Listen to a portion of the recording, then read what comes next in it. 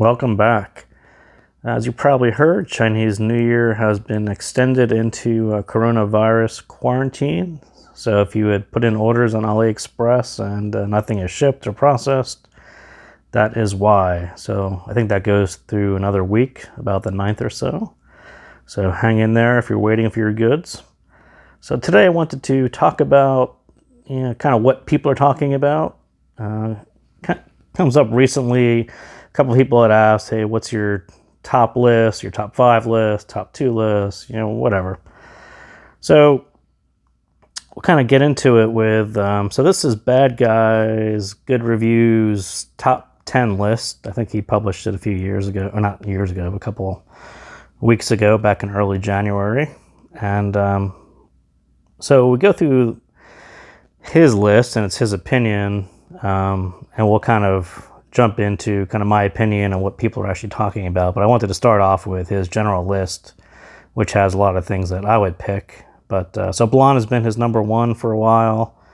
And then there's the Shozi, the T4, the Bonus, the V90, the Guide Ray, the BA5, the ZSX, and the SimCarch.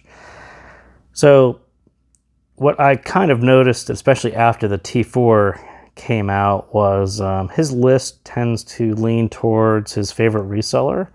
So the Shozi, the T4, the Guide Ray aren't necessarily what people are talking about generally anymore. I mean, there was a lot of talk about it when they first were released, but after that, not as much. So I sort of take his list as guidance, but kind of remember that at the end of the day, some of these things lean towards what's available on those stores. And some of the ones that did kind of survive, the VE Bonus and the SimCarch, kind of those two kind of survived the initial hype, and people still talk about those today. I don't have those, and his list is entirely comprised of things that he has reviewed, so that's what his looks like versus what I'm probably going to talk about, some things I have versus some things that people are actually talking about. And the things that I'm talking about are, when you're in the market for a new IEM, where do you go to get information? And I usually go to see what people are talking about. So that's what we're going to talk about. So we'll kind of start with my list, and maybe I'll kind of show you what they look like. So not necessarily in any order, but not my top 3, but the 3 that if you ask me on any random day, I have $40, what should I buy? It's going to be one of these 3. And the same 3 that are on his list, the same 3 that if you go on HeadFi and say, hey, I have $40, what should I buy? Almost always people recommend the same 3. Those are kind of the stable 3 that hasn't really changed since they all came out. And whether you choose the Blonde or the ZSX or the V90, sometimes it's a pricing thing. I tend to start off with the Blonde and say, well, you got Blonde, and some people say, I already bought the Blonde, don't like it. But in general, if you ask any random person on HeadFi in that budget range, these 3 are probably gonna come up. So this is the Blonde, copper cable. It's pretty much the same as when I did the video. Still love it. Still the Blonde. Everyone seems to love it, except for the people who comment and say I don't love it.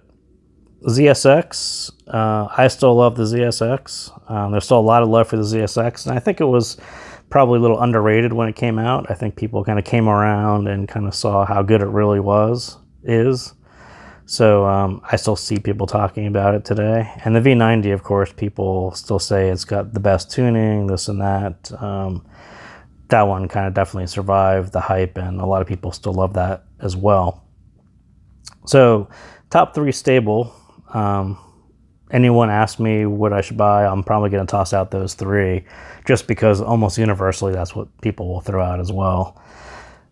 So the next set, we'll kind of talk about sort of more of the alternatives, things that are newer, maybe not so everyday carry, sort of. But so the first one, so the Urbanfun. So the Urbanfun YBF-ISS01, awesome model number. This looked a whole lot like the blonde BL03 with a kind of a better shell that was actually easier to fit your ears. So what had happened was I had ordered the first batch on AliExpress around Black Friday. They shipped those. We got them. I did a video on it, found some other people on HeadFi who had it. Everyone loved it. And then all of a sudden they closed orders and said, we're going to close this down for a little bit. It was unavailable. Then it was going to pre-order. And then there was a lot of talk about there was going to be a second batch that was going to be slightly different with a different driver. But with the language barrier, it was kind of hard to know exactly what was going on. They kept on saying it's going to be a better sound or the same sound, but with a different driver. So I was concerned. I didn't want to talk about it too much because I didn't want people to go spend, $60 or $59, whatever it was, or whatever it is, on a second batch that was really unknown. And I had no idea if it was going to be better or worse than the first batch, but I had no desire to hype it considering it was a huge unknown. So now that that's all over and the second batch is shipped and people received the second batch and it sort of lived up to their claims of it sounds just as good as the first batch, they fixed the connector issue.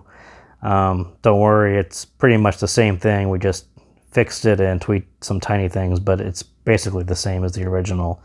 And so I was super happy that that all worked out. And people still are saying it's slightly better than the blonde. But, again, you have to, if you already have the blonde, if you already paid $30 for the blonde, are you going to pay $59 for something that's slightly better? Slightly better bass and slightly better treble, slightly sharper, slightly faster. That's kind of a hard sell. But if you don't have the blonde and you're kind of in that market, I would say at least consider it and check us out on HeadFi and see what people are saying about it, because there's a bunch of nobodies like me who bought it, and then there's a couple of guys who are kind of well known on HeadFi who have it, and everyone loves it so far. So the DT6 Pro, which is this guy. So another one that's kind of slightly underrated. People were really scared off by the DT6 because the DT6 didn't have a whole lot of natural instrument sounds to it. It had some pretty wicked bass and it was very musical and engaging and fun. The DT6 Pro was their attempt to correct the DT6, and I don't think people really bought that story, but it was true. I mean, it is really good. And even recently, I still see people recommending the DT6 Pro, not so much the DT6 because of its problems, but the Pro, at $24 or whatever it is now, if you don't have the $40 for one of those guys, this is kind of a solid choice. And I think enough people have it and vetted it, and you'll still see people talking about it. So I think this one, another one that wasn't necessarily hyped all that much compared to the DT6, but I just saw it pop up on a couple lists of, what should I buy for under $40 again, and I love it. And but again, I think people were just a bit scared off and weren't sure if it was really fixed, and or don't like the actual design of it. But hey, it's a really good one, and I like it. So the BA5 was another one that I liked, but this one has some weird quality control issues, which I'm not sure are true or false. But so originally when this one was released, and so Bad Guy has on his list as well. So when it was released, it's got this big vent in the back, and people were like, hey, is that actually a vent or is there a tiny hole back there? But apparently it's a big enough hole that moisture is getting in there, and it's got 5 BAs, and some of them are being affected by moisture and you're losing volume or parts of the BA. Something is happening quality-wise that people are getting a bit scared off on it. So that one, I'm kind of a little more surprised that one's actually still on this list, and I understand it because I like it as well, but until we see kind of something sort itself out with that, is it really just a humidity moisture issue, or was there really something kind of out of the factory problem? So we'll have to kind of see how that plays out. and TRN may release some other version before that all sorts itself out. But as far as right now, kind of these are kind of the 6 that I see people still talking about. And Bad Guy has his things that he reviewed. I've actually reviewed these guys, so these are all pretty solid choices. And except for these 2, they kind of coincide with things that are on his list as well. And these are all things that people outside of YouTube are talking about on HeadFi as well. So let's talk about some of the newer IEMs, or maybe not some of them are, some of them are not, that still pop up all the time on people's top 4, under 40, 50, 70, $100 kind of lists. So BQEYZ is one that pops up all the time, and I think they have a devoted fan base. I think people like that sound. I actually read enough about it in the past few days. I'm like, I should probably just go buy one, because definitely a solid following. Definitely not a bunch of people hyping it. Go buy it now because this thing sounds better than anything for $200. You don't really see a whole lot with BQEYZ. Is you just see a lot of people who like that sound. So from what I gather, they're sort of the lower price, KB100. If you're in that $40 range, I think that's where that one was. And the sound was on the thinner side, is from what I can tell. And then there's the BQ3, which had kind of a thicker, more bassier sound, and I think that one was 70-ish.